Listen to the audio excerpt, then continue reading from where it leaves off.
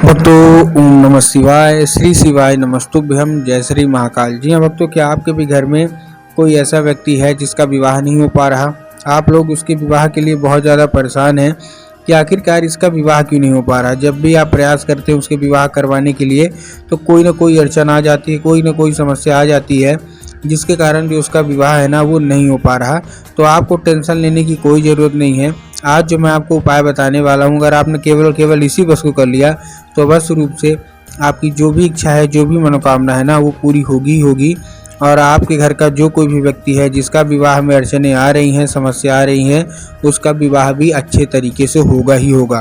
पूज्य गुरुदेव की ही कथा सुन के और बहुत अच्छे से समझ के आपके लिए उपाय लेके आया हूँ। तो बस उपाय ध्यान से सुनना है और अच्छे तरीके से बिल्कुल कर लेना है।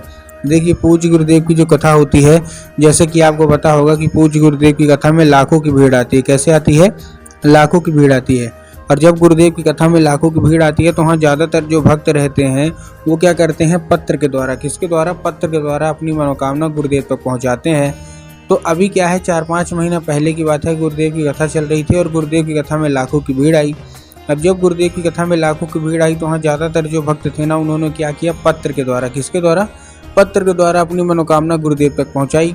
अब जब गुरुदेव के पास पत्र पहुँचा और गुरुदेव ने पत्र पढ़ा तो वहाँ गुरुदेव ने देखा कि ज़्यादातर जो भक्त है ना, उनकी क्या है? एक दो ही मनोकामना है। क्या मनोकामना है? कि गुरुदेव, हमारे घर का एक व्यक्ति है, किसी का लड़का है, किसी का लड़की, उसका विवाह नहीं हो पा रहा।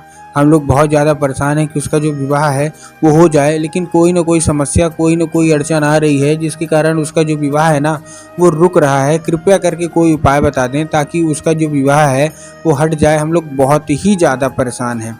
जब गुरुदेव ने ये देखा तब गुरुदेव ने 2 से 3 उपाय बताए और कहा, केवल और केवल ये उपाय कर लेना, तुम्हारा जो भी व्यक्ति है, जो भी मतलब उसकी समस्या चल रही है, उसका विवाह नहीं हो पा रहा, केवल और केवल ये उपाय कर देना, उस व्यक्ति का अवश्य रूप से विवाह होगा ही होगा। अब जब गुरुदेव ने ये जब उपाय बताया तो लोगों ने जा जाके इस उपाय को घर में करना शुरू कर दिया।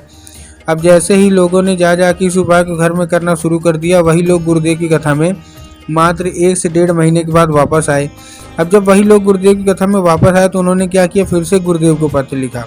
लेकिन इस बार का जो पत्र था ना, इस बार का जो पत्र था, ये गुरुदेव को धन्यवाद के रूप में पत्र था कि गुरुदेव, धन्य हो आपका, आपके द्वारा बताया गया उपाय हमने कर लिया है। हमारी सारी की सारी जो इच्छा है ना, सारी की सारी जो मनोकामना है ना वो पूरी हो गई है। आपका कोटि कोटि धन्यवाद।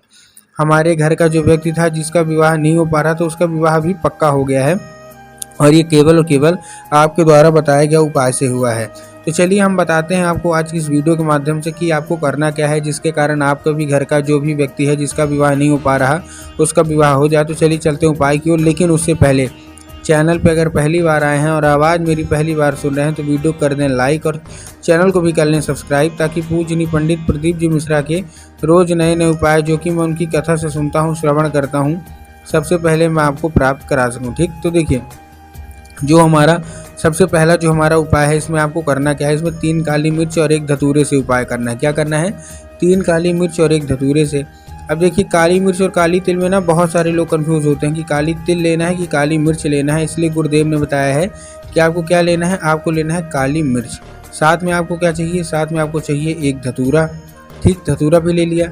अब धतूरा लेने के साथ आपको उसी व्यक्ति को दे देना है हाथ में जिसका विवाह नहीं हो पा रहा। देने के बाद उसको भेज दीजिए कहाँ? सीधा सीधा शिव मंदिर। अब जैसे ही शिव मंदिर पहुँचेगा, शिव मंदिर पहुँचने के बाद उसको क्या करना है? जैसे शिव मंदिर पहुँचेगा, शिव मंदिर पहुँचने के बाद उसको क्या बोलना है कि दक्षिण दिशा में खड़ा हो जाए और उत्तर की ओर अपना चेहरा कर ले।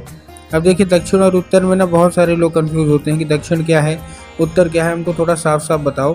तब गुरुदेव ने साफ साफ बताया है कि आप जिस भी शिव मंदिर जा रहे हैं तो शिव मंदिर का जिधर साइड जलाधारी होगा, आपको अपना चेहरा उधर साइड करके खड़े हो जाना है। ठीक, खड़े हो गए। खड़े होने के बाद आपको करना क्या है? जैसे आप खड़े हो गए, खड़े होने के बाद आपको एक नाम लेके, कौन सा? महादेव का बहुत ही सुंदर सा नाम है, श्रम्भेश्वर महादेव। तो बस आपको करना क्या है? आपको श्रम्भेश्वर महादेव का नाम लेके उन्हीं का स्मरण करके आपको क्या करना है? बस ये अर्पित कर देना है। बस पूज्य गुरुदेव कहते हैं कि अगर श्रम्भेश्वर महादेव आपसे प्रसन्न हो गए तो अवश्य रूप से आपकी जो भी मनोकामना है, जो भी इच्छा है वो पूरी होनी ही होनी है। ठीक, ये था हमारा कौन सा? ये था हमारा पहला उपाय। अब हम चलते हैं अपने दूसरे उपाय की ओर। अब देखिए, दूसरा उपाय हमारा कौन सा है? इस उपाय में आपको क्या चाहिए? 11 लाल फूल। ध्यान से सुनिएगा, बहुत बड़ा उपाय मैं बता रहा हूँ। इस उपाय में आपको 11 लाल फूल चाहिए। अब जब आपने 11 लाल फूल ले लिया तो 11 लाल फूल लेने के बाद आपको करना क्या है, जैसे आपने 11 लाल फूल लिया, 11 लाल फूल अब कौन से होने चाहिए, सबसे पहले तो एक किस्म के होने चाहिए। अगर आप गुलाब का ले रहे हैं तो केवल गुलाब के लीजिए, अगर आप गुड़हल के ले रहे हैं तो केवल और केवल आप गुड़हल के लीजिए। ऐसा नहीं करना कि 2 फूल किसी और के ले लिए, 3 फूल किसी और के ले लिए, 4 फूल किसी और के ले लिए, ऐसा आपको बिल्कुल भी नहीं करना है। अच्छे से आपको फूल देख के चुन के लेना है, ठीक। अगर आप गुलाब को ले रहे हैं तो केवल गुलाब को लीजिए, अगर आप गुड़हल के ले रहे हैं तो केवल आप गुड़हल के लीजिए, ठीक। और दूसरी बात, कहीं से भी फूल कटा फटा या खंडित बिल्कुल भी नहीं होना चाहिए। बहुत सारे लोग इसको लेने में ही गलतियां करते हैं कि वो कटा फटा भी ले लेंगे, ठीक। आपने देख दाग के अच्छे से ले लिया। लेने के बाद आपको करना क्या है, जैसे आपने लिया आपको पहुंच जाना है सीधा सीधा शिव मंदिर। अब आपके दिमाग में आकर जाएंगे बाबा भोलेनाथ के ऊपर अर्पित कर देंगे, जो कि पूर्णतः गलत है। आपको बाबा भोलेनाथ के ऊपर अर्पित नहीं करना, आपको माता शोक सुंदरी के ऊपर अर्पित करना है। अब देखिए, जिनको पता है कि माता शोक सुंदरी की जगह होती कहाँ है उनका तो ठीक, लेकिन बहुत सारे ऐसे लोग हैं जिनको यही नहीं पता कि माता शोक सुंदरी की जगह कहाँ होती है। तब गुरुदेव ने बताया कि जो जलाधारी है, जलाधारी के बिल्कुल बीचों बीच किसकी जगह होती है, माता शोक सुंदरी की। तो बस आपको करना क्या है, माता शोक सुंदरी की जगह पे आपको चुपचाप से अर्पित कर देना और अपनी मनोकामना जो भी है वो मांगना है। पूज्य गुरुदेव कहते हैं कि अगर आपने इतना ही कर लिया तो माता शोक सुंदरी आपका मन चाहा विवाह अवश्य रूप से कराएंगी ही कराएंगे।